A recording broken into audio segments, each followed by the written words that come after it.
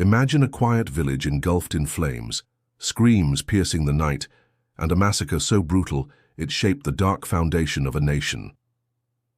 Welcome to Evil Walks Amongst Us, where today we uncover the Pequot Massacre of 1637, a forgotten colonial atrocity that left hundreds dead and history stained with blood. In the early 17th century, the New World was a battleground of survival and ambition.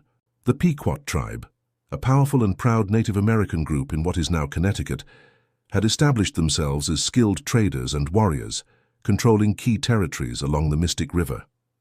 Their strength made them both respected and feared by neighboring tribes and the newly arrived English colonists.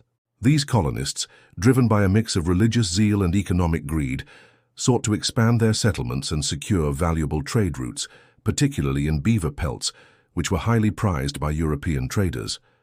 The arrival of English colonists in the 1630s, however, brought an influx of settlers eager to claim land and establish permanent settlements. These colonists, driven by a mix of Puritan religious fervor and economic opportunism, viewed the Pequot as both a trading partner and a potential threat.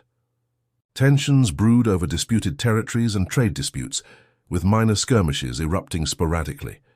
The breaking point came in 1636, when a colonial trader, John Oldham, was found murdered on a trading vessel. Though the evidence was inconclusive, the English quickly pointed fingers at the Pequot, using the incident as a pretext to escalate hostilities.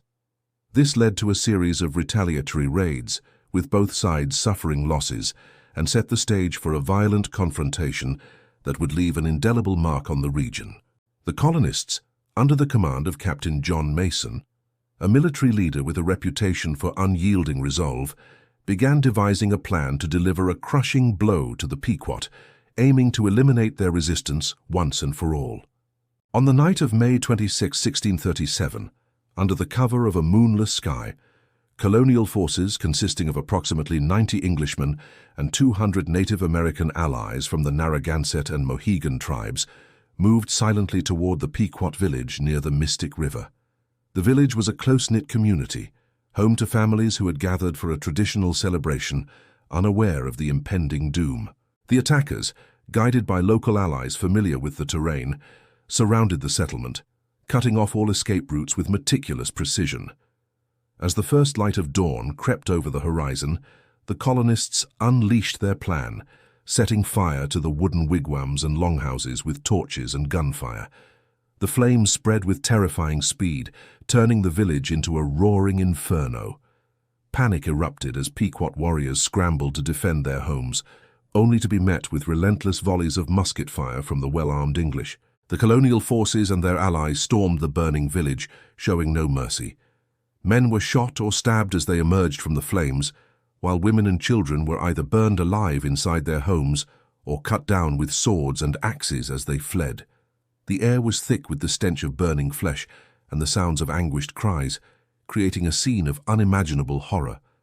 Estimates of the death toll vary widely due to the chaos and lack of accurate records, but historians suggest between 400 and 700 Pequot perished that day, including non-combatants who had no chance to escape. Survivors were dragged from the wreckage, with some executed on the spot, others taken as prisoners, and many sold into slavery in the West Indies or given to the Narragansett and Mohegan as spoils of war. The attack was so savage that even some of the Native American allies who had joined the assault expecting a standard battle were reportedly shocked and protested the slaughter of women and children, with one account noting their dismay at the English disregard for tribal customs of warfare. The aftermath of the massacre was a turning point that reshaped the colonial landscape. The Pequot, once a dominant force in the region, were decimated, their power broken in a single night. In the weeks that followed, surviving members were hunted down by colonial militias and their allies, with many forced into hiding or enslaved.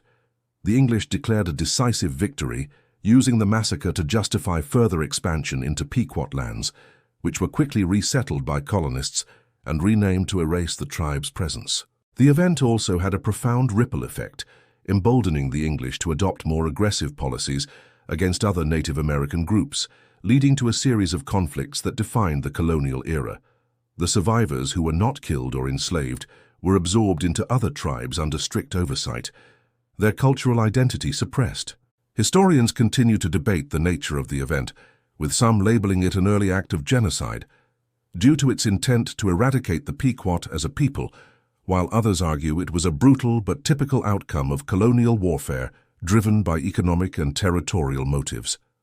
The massacre faded from mainstream historical narratives, overshadowed by later wars like the American Revolution, but its legacy endures in the oral histories of native communities and in the sparse, often biased accounts left by the English.